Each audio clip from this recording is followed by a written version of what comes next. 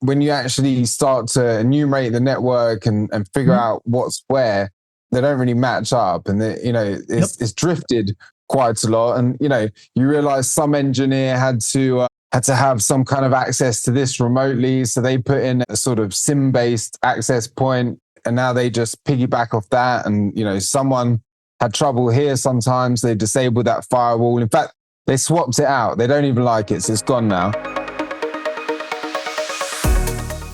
Welcome to the Industrial Cybersecurity Insider. In each episode, we dive into the world of industrial cybersecurity. Join us as we cover the latest trends, innovations, and practical insights as we talk with leaders and practitioners across the industry. Gear up and let's get into this week's episode.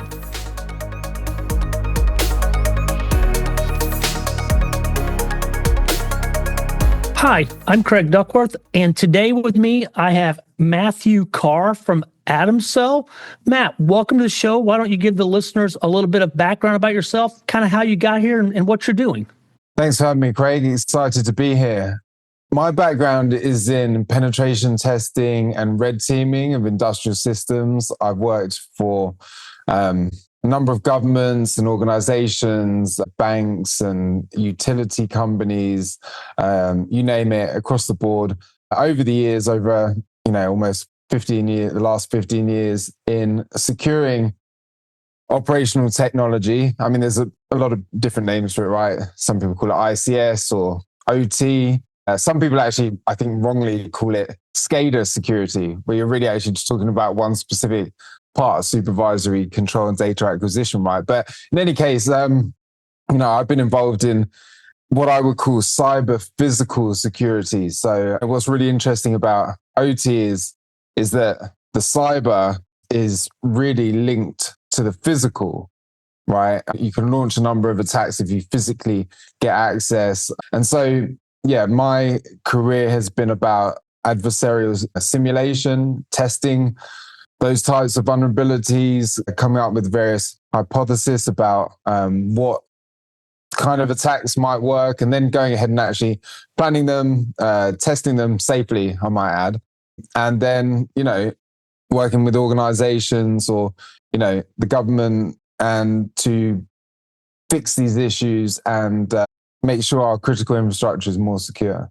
Yeah, no, I appreciate it. And you mentioned cyber physical systems. That's a term that I hear more often than OT. Most of the technology vendors, the Clarity, Armis, Nozomi, whoever that are doing that, they're starting to refer to that. I think I even saw where Gartner and Forrester, the agencies, are starting to refer to it as a cyber physical system. So that there's one consistent name, because it's OT, it's plant floor, it's control systems, it's pick a name. That's kind of like Industry 4.0, digital transformation, whatever you want to call it. It's how do we share data and really learn from each other. So that's good.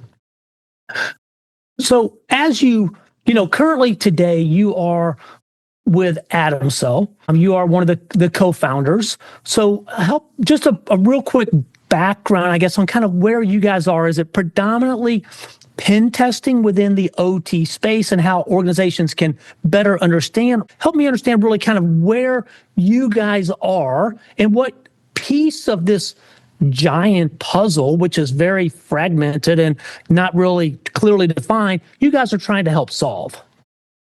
Yeah, happy to. We mainly focus on three areas when it comes to OT security or cyber physical security. One of them certainly is pen testing.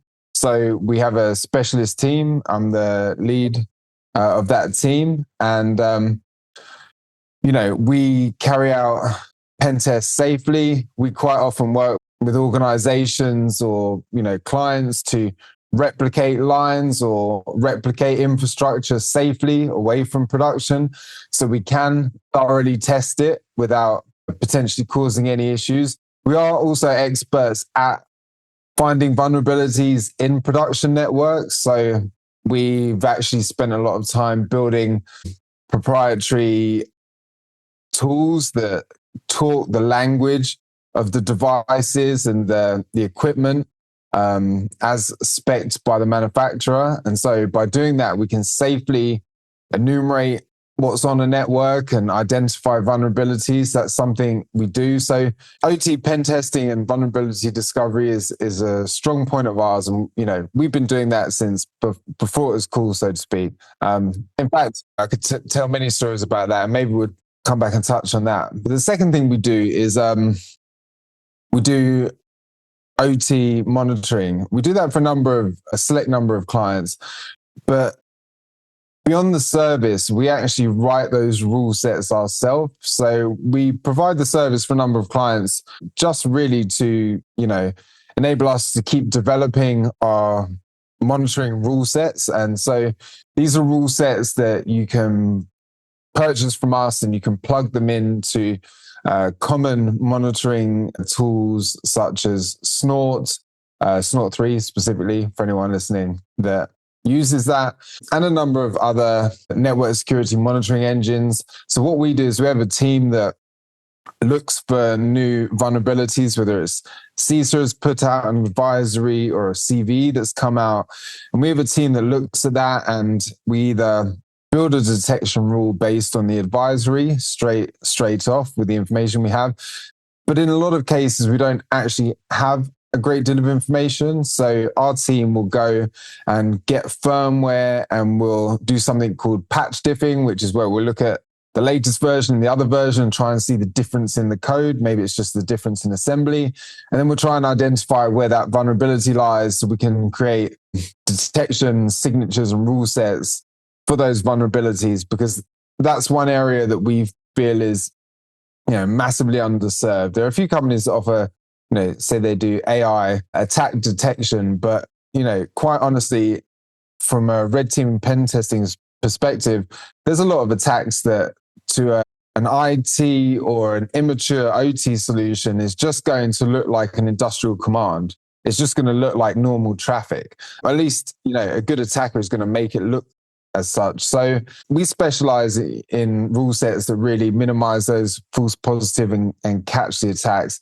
And then the third part of the work that we do, it might be my favorite, is tabletop exercises. So, we work with clients, and we hypothesize a bunch of scenarios, and we work with the executives or the engineering team or the industrial team to go through those scenarios and just gauge where they're at and identify the gaps, so we can, recommend to the client what they can do to improve their processes and move that needle in terms of security maturity. No, I appreciate it. That's fantastic. And again, it's something that's needed in the industry. So if I go back, most people don't just wake up and say, I'm going to do cyber physical systems. I'm going to do cyber security for OT. How did you get your start? What led your career or you to say, you know what, that's interesting. That I'm going to focus on this and try and bring some relevance and some value to this part of the industry. Where did you fall into that? It's a great question. So my background is in vulnerability discovery and vulnerability research and exploit development. I did a lot of CTFs, capture the flags, and was very active in research and presented a lot of conferences. So I've always been really into finding vulnerabilities and crafting these types of tools and exploits, let's say, to prove the concept and help clients patch them or companies understand the vulnerability. And so that was really my background. And then I met a colleague, an old colleague of mine, a former company. His name's Mike. And we were working together doing some research. And he comes from electromechanical engineering background. So he's qualified, he's a qualified gas engineer, works on industrial kit. And he was doing some really interesting research into over pressurizing gas units, sort of the physical attacks. And he brought me in, he was like linking out safety gates and things like that, all sorts of physical based attacks. And he wanted to do some research, and we came together, and I was on the cyber side. And so my job was to find vulnerabilities in like the HMI or the SCADA system or just the regular network or, the switch that links the IC to the OT or something like that. And we were working together, and we actually were down at a large car manufacturer, a very well-known one, probably the oldest car manufacturer. And we were doing some research there, and we had a line to play with. They wanted to know, could we shut it down? What could we do? And me and Mike worked together and did a bunch of research. And long story short, we actually came up with a way that we could shut this line down. And that was the first time I had seen software that I'd written or an exploit that I'd written stop a physical process. And during that engagement, also the exploit that I'd written could take over a robotic arm. And to me, that was the first. I mean, my background is in before cyber was software development. So I spent my life looking at code and low-level bits and bytes and CPUs and whatnot.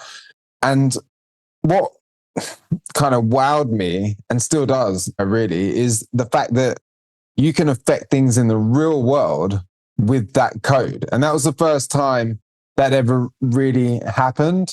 And so from there, I was hooked, because it's that bridge where, a vulnerability in the cyber realm can come out and affect the physical world. And for me, it was mind-blowing at the time. And we hear that often, cyber gets in the way of productions. It's an easy concept when you really think about the physical output of these devices. It can have loss of life, environmental impacts, and it has real world consequences. And we've seen that. You look back at, some of the history from Stuxnet to various, pneumonia or ammonia being released into the environment and killing towns, and, everything, gas coming out and getting ignited, and it, devastation. The physical aspect of what you just described can have real world implications. And, as we look to try and bring awareness to the industry that we're in, helping organizations transition and really understand their industrial posturing, if you want to call it that. How do they better protect, secure their industrial networks the same way they are their enterprise is really, it's a balancing act. As from the board to the executive level down to the operators, and where is that engagement needed to try and drive that narrative, and I would say from your standpoint, because it's a little different. You talked about one of the three pillars that you guys do at Adamzsel is pen testing on the OT side. You ask 100 different OT professionals, they're going to be like, pen testing is absolutely hard. No, thank you, but no, thank you. We don't want to do it because of the implications and the severity, the delicacy, maybe is the right word, within that OT network. So what you play is a pivotal role in how to bring that awareness delicately to that OT environment. But as you guys look at the market, and as you're looking at organizations that are trying to figure this out, where are you seeing the biggest opportunities, and where do you see the biggest gaps, maybe the gaps that organizations should really be focused on? Yeah, great question. I think the biggest gap would be related to what you're talking about. So firstly, a lot of organizations are afraid to test these things, and maybe for good reason. And I can touch on that in a moment. But they're can be afraid to test these things. And all I can say is an adversary isn't afraid to touch those things. Totally agreed. Yeah. So you have to consider that. I'd also say that from a lot of client sites that I've been on and jobs, a lot of organizations don't know the lay of the land. They don't know what they have. So a network diagram was created when they commissioned the site, or, when the consultants came in, and you get a diagram and it looks great, but, when you actually start to enumerate the network and figure out what's where, they don't really match up, and it's drifted quite a lot. And, you realize some engineer had to have some kind of access to this remotely. So they put in a sort of SIM-based access point, and now they just piggyback off that. And, someone had trouble here. Sometimes they disabled that firewall. In fact, they swapped it out. They don't even like it. So it's gone now. And, all these changes have been made over time. And so that to me is the biggest gap, because one thing attackers do is they generally know your network and your infrastructure better than you do. And secondly, they're actually willing to touch these things and exploit them. So if, from the flip side, if you don't know what you've got or where it is, you can't really manage it. There's an old quote from the founder of ABB, which is, you can't manage what you can't measure, and you can't measure what you don't gather. Right. And so it's like, when it comes to cybersecurity, if I go into an organization and say, how are you doing with your OT cybersecurity? They're great. We've done this compliance standard or NIST and whatever, but actually, they don't really know what's on the network, and they haven't done any pen tests or vulnerability analysis. Well, I would dare to argue that they're not really in a position to say they are managing it, because you can't manage what you can't see. And so, to me, that's the biggest gap. And we actually, as part of our vulnerability discovery, we do actually have the ability to map networks for some clients. And this really leads on to the opportunity, I guess. So the opportunity that I see for a lot of people is to map their networks. So we can do that in a safe way. As I said, we do that in a way that speaks the language of the equipment, and we talk the right protocols to the right devices. And because really the issue you have is, the reason why kit gets taken down is for a number of reasons, but either because you're quite literally talking the wrong language to this kind of device, and they're not good at taking that. They're not like internet servers that are built to take hits and sort of take anything. Well, you might be dealing with a bit of kit that has very low bandwidth, is running on an SD card, has been for the last 10 years. The person who wrote the program is no longer with us, so that's precarious. And, that could fall over at any minute. But by doing it the way that we do it, we can map these networks safely. And I think that's where the opportunity is, because you're right. A lot of clients or organizations wouldn't just go straight for a pen test. And I think that's right, because I think you want to trust the vendor that you bring in. That's a big part of why organizations don't pen test their OT environments, is, I think, trust, right? Because you do have to give people access to sensitive things, sensitive parts of your network. For a lot of companies, it's actually even, the secret sauce. It's what makes the company great or efficient or able to manufacture at scale and have the edge over the competitor. So understandably, companies don't want to let just anyone in. So I think you want to build that relationship. You want to be a trusted advisor. And a good way to start is to start with mapping. Maybe you map some non-sensitive parts, or perhaps even map for the sake of insurance. We're seeing that more these days. Insurance providers are actually asking for network maps and OT pen tests. So hopefully, for our company's sake, the opportunity is in OT pen testing. Yeah, absolutely. And we see the same thing. We go into organizations, and two things that you mentioned are really kind of ring true with kind of what we're seeing as well. One, you got to trust the partnership that you have with whoever that is. And we preach this all the time. As a very large systems integrator that's working on the plant floor within these environments every single day, you find out who they are. Most CISOs or IT, they don't know who these organizations and clients are. If there was an event in an organization, who would they call? They don't even know that. So you absolutely need to have that relationship, and you need to trust them. And who better than someone that understands intimately your industrial network, that potentially built it, that's there to support it when something goes wrong, that troubleshoots it and accesses it on a daily basis. And the other thing that we see is the same thing you mentioned. Clients do not have visibility into their network. They don't know what they have.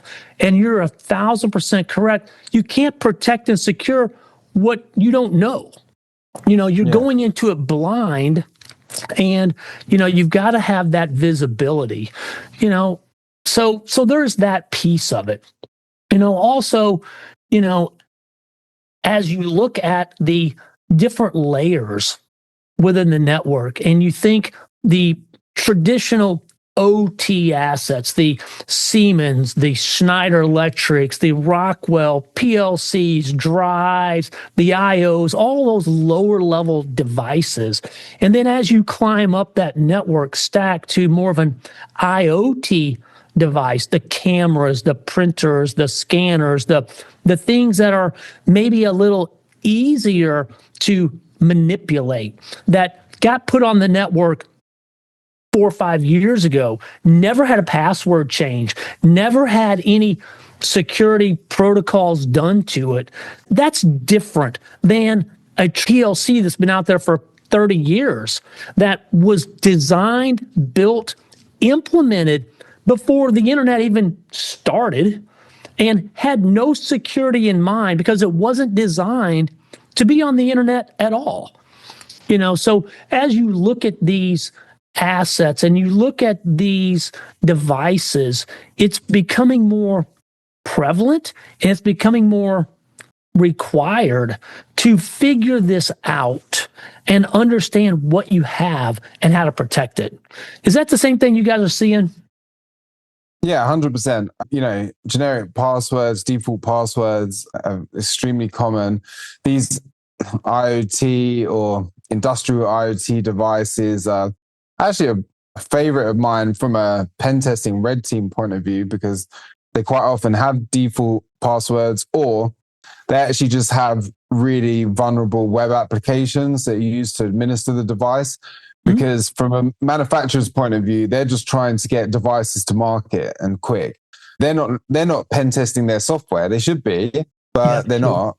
And actually, you could put your tinfoil hat on and say, maybe some of these that are coming out of some countries that are, on some export control lists, maybe have intentional vulnerabilities. Who knows? Yeah. But it's a possibility, because the amount of vulnerabilities that I see in these devices are unreal. Just recently, I was just working with the team to type up a report just yesterday, and it was in fact a smart TV that we were able to get root access to and actually launch attacks from the TV, sit inside the TV and launch attacks from the TV.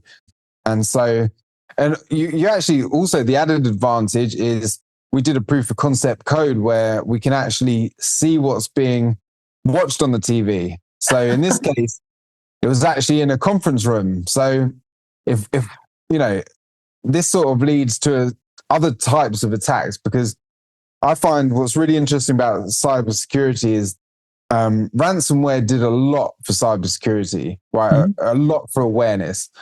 But the trouble is that most people think that's what a cyber attack is. So people assume I'm going to turn up for work one day, I can't access my computer, the line is down and there's skull and crossbones on my laptop and they're asking for Bitcoin or some other kind of cryptocurrency. And sure, that happens, but people are forgetting a massive area of cyber attacks, and that's espionage. That could be it could be nation states looking to gain some capabilities, especially when it comes to power grids and critical infrastructure. The holy grail of every nation state's fifth domain of warfare capabilities is shutting down critical infrastructure. Right. So they're not going to have skull and cross. They're not going to ask you for Bitcoin. Their goal is to remain undetected. In fact, there's a term called FUD malware, fully undetectable. So their goal is to remain fully undetectable. And so that's one area. Then you have corporate espionage. So you may be up against a pretty, Machiavellian company, and they're going after you. And this does happen. I mean, I've had companies approach me for this type of work. For the record, I've never taken it, but it happens. I am a reputable cybersecurity researcher with a credible background, and people still approach me and ask me to do those sorts of things. They would class it as sort of grey hat things. I still class it as unethical, but this does happen. And so again, you wouldn't, if I did take a job like that, and my goal wouldn't be to be detected, in this case, my goal for this company would be to gain access to the TV and to siphon off every meeting and confidential slide deck that they put up there and give it to my client. Good payday. Yeah, absolutely. Think of the implications of that. If every executive meeting you turn on and you record the slide decks and the conversation, the insider capabilities to either take advantage on the market or to ruin that organization in a different manner from either the positive or the negative is crazy. These trade secrets that come out of executive board meetings that could be taken and manipulated for whatever, that is worse than here's the skull and crossbones and pay me my $5 million in crypto, because now I have information that on your roadmap, 1 year, 3 year, 5 year, 10-year plan. And if I beat you to market on every one of those, it could crush an organization. That's unbelievable. Yeah. And exactly. I don't think organizations think of that. No, they definitely don't. And most people, most risk assessment meetings you sit in, they won't incorporate that type of cyber attack. And from the world I come from, that's the original type of cyber attack. Yep. I come from the days where I learned my craft. Hackers were supposed to not be known. You were good if you weren't caught and you weren't known. You definitely didn't claim any responsibility for any attacks. You went under the radar. Your goal was mostly to siphon off information and to increase your capabilities, maybe add new infrastructure to your arsenal, or gather information for whatever reason. So it's like ransomware. As I said, it did amazing things for awareness and getting people to care, but it almost got people to only focus on that and forget that there's this whole other world. And just one more thing to add in terms of whole other worlds, because I could talk about many of them. You have hackers who all they do is they breach an organization to simply have that access, and then they go on the darknet and sell it. So that's all they do. And again, if you don't know what you have and you don't know where it is and you're not monitoring it, are you going to detect that kind of activity? No, no, you're not. Right. You're not. And so I would say that's the majority of cyber attacks in this field, because, as I said, including nation state capabilities in there, because most of the ransomware people, they're going after soft IT targets. Yep, they are. And also, like, a lot of ransomware groups, they don't necessarily want to take down a defense network or grid. They don't want kinetic warfare to be used to, as you're not going to get hacked back. You're going to have a predator drone coming for you. So exactly. They've got their head screws on. But the OT is definitely full of seriously capable, well-resourced adversaries, nation states, serious organized crime groups. So these aren't. We're in the world here where, you sit in a risk assessment, you say, script kids in their basement. No, not in cyber physical world. You're dealing with well-resourced, capable adversaries. And so you have to treat it seriously, and you have to be proactive and get ahead of the risk. Well, the adversaries have figured out real quickly that the industrial networks manage the cash register for the organization.